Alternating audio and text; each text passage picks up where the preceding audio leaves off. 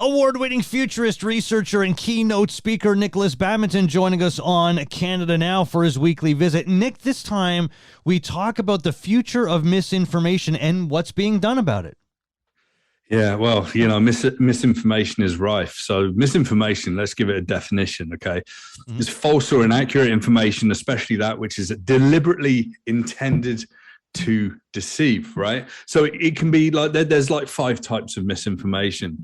There's satire, there's false context, imposter content, people pretending to be other people, manipulated content, people taking news articles and manipulating the message through social media or through opinion on what it is, just to overblow sort of certain opinions about it. There's fabricated content, just like things that are false, right? And this has been rife.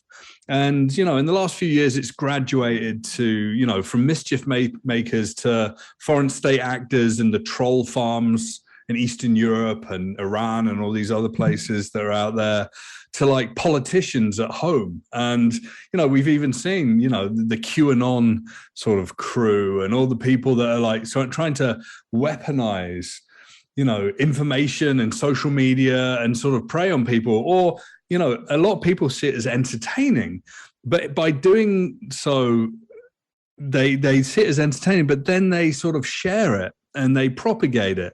And then people don't know what to believe. And it's ultimately trying to create disillusionment and chaos, because when we're spinning out of control and we're struggling to know what's right and what's not right, well, who are we going to trust to fix it? The people in charge. That's right. The people that oppose them, some random guy that lives down the end of the street that sort of, has just got very strong opinions on it and wants to run for parliament or whatever, right? Yeah. So misinformation, it's already everywhere. It's already accelerating, and it will be a huge problem in the years to come because of the social networks that exist and people that aren't willing to trust quote unquote mainstream media sources and trusted sources of information out there. Yeah, because there are some, it might be hard to believe, there are some that you can't trust, and there are some that you actually can. And that's the thing, like you talk about social media, it's just human. If you see information, as much as it is misinformation, if you see it over and over and over again, it's just in our DNA that we start to believe that it could in fact be true. Yeah, if we can empathize with the person that's sharing the information, we're more likely to believe them. We're going to stand in their shoes. So, for example, if you're a young father and you're bringing up a kid on your own, you're going to believe people in similar situations to you. If you're a kid at university that feels disenfranchised with certain public and popular opinion, you're going to gravitate towards people like you because you're trying to find that safe, comfortable echo chamber where no one's going to challenge your thinking. And when people come near you, you resist and you fight back. And literally it's like, well, no, you're stupid. It's like these sort of blunt excuses and blunt discussions and arguments that, you literally can't beat, the devil's advocate. I always say to clients, you can't have people coming in and talking to me in situations about, well, I don't believe this trend to be true for these 18 different reasons. And they're literally, then people say, well, I'm going to be a devil's advocate. No, you can kill any good idea. So misinformation is about killing the good ideas that are true and real. And it's about giving fuel to things that are just wrong, bad, or manipulative, right? Okay, so do you believe that artificial intelligence is the answer to stopping the spread of fake news? Well, let's be honest, Jeff. It's like artificial intelligence isn't the solution for anything per se, right? But again, the people that are fighting misinformation, media, intelligence services, whoever, police, even schooling and mainstream media. So they can use these tools to help identify spam bots and identify bad information and whatever, and it can be useful. But, you have to remember these spam bots are ultimately driven by artificially intelligent systems as well. And then it gets even more confusing. In these troll farms, you have actual humans that are going to start to write like artificially intelligent systems just to throw it into the mix, just to throw everything off, right? Mm-hmm. Well, that's it. Like, because when you get to the root of, you have artificial intelligence and you have algorithms, they're being created by humans, and humans, again, at the root of those, of their creation, at the root of their being, they're biased. We're biased by nature. So it's kind of like a chicken or the egg type of situation. Yeah, and it's about where we receive this information as well, the context of it. Like, here's a stat. I pulled a study, and you haven't seen this, but like a recent study showed that 50% of Canadians received fake news through private messaging apps. So how do you stop that? Signal and WhatsApp and whatever.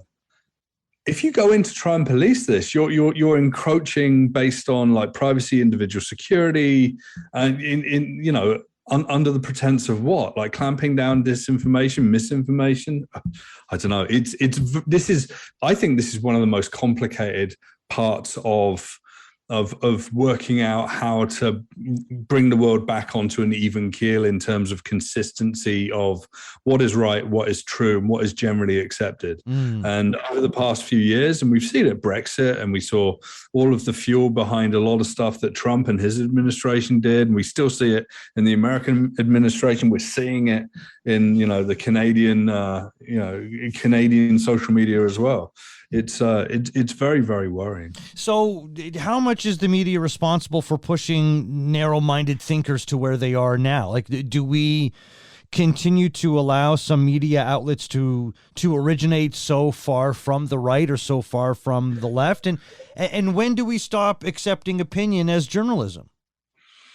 You know what? Media is always going to have. It's going to be. Its stance could be left, it could be right, but ultimately, you could be talking to me about a bunch of things, and I could think that you're left on it, and someone else could think you're right on it, and whatever. I recently sent a bunch of articles to read to a client in California, and they were like, "Look, we got to be careful passing this out to the people that are going to attend to watch your talk, because all of this is quite left leaning." I'm like, no, I'm literally was sharing articles on climate change, and it was all research to statistical information. It was all real information, but their own politics had sort of placed it in the left. And I said, look, I'm British, I'm Canadian. We're gonna feel left versus say someone that's definitely right of center or definitely right in the US that's maybe a Republican or whatever, right? Mm-hmm. So I mean, even these confusing times of like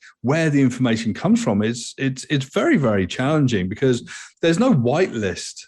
We'd like to think, okay, let's take it from the Wall Street Journal and let's take it from the New York Times and the Financial Times and the BBC and whatever. But we're determining that there's a very straight line down the middle, whereas other people are like, yeah, but I want to gain public opinion, and that's where this misinformation sort of creeps in, right? Now, in terms of keeping up with the fake news that is out there, the misinformation that is out there, are Western countries keeping up with the East? Well, it is really difficult to say, every country has kind of got its own ecosystem of news and politics and culture and whatever. So you can't say, the West versus the East. I mean, both territories are incredibly large, right? Mm-hmm. So French politics versus Canadian versus US versus German. I mean, all wildly different. It's the same if you go out East and you say, okay, let's look at Chinese politics, Russian politics, and then let's think about Lithuanian politics and the information that are flowing around sort of those ecosystems as well. I think that the entire world is struggling. There's a lot of mischief makers and troll farms coming out of the East. There are a lot of those governments that are trying to weaponize misinformation to sort of make it very difficult to undertake due political democratic process in the West, right? So I don't think it's as easy as saying West and East. I just think that there are good people and bad people in the world, Jeff, and some of those bad people work for governments, right? So. With those that are spreading fake news, like I equate it to, scammers. Like, we have technology and systems in place to try to prevent those that are trying to scam us. But it seems like scammers are always one step ahead of the game because it's all they do. Their job from day to night is to rip you off. The same way with those that are spreading misinformation. Will those that are spreading fake news just always be ahead because that's all they do? Well, if you practice 10,000 hours on a new skill and you continue to practice it, you're going to become like an expert at it, right? Yeah. And that's it. So what you have is you have the normal public that are being bombarded by people that are incredibly skilled. When you're looking at scammers, I mean, I've become very good at knowing exactly what scam looks like, but that's because I've done my 10,000 hours, right? But there's a lot of people that aren't like that, and and there's nuance and there's human connection, and there's a prevalence of scam callers, because once you have a human connection on the phone, it gets more difficult. Social engineering, so that they can people can drain your bank account, or confidence trickery, or whatever, right? Well, check out NikolasBadminton.com. Futurist researcher, keynote speaker Nikolas Badminton. Always a pleasure, my friend. Really appreciate it. We'll talk again next week. We will. We'll chat very soon.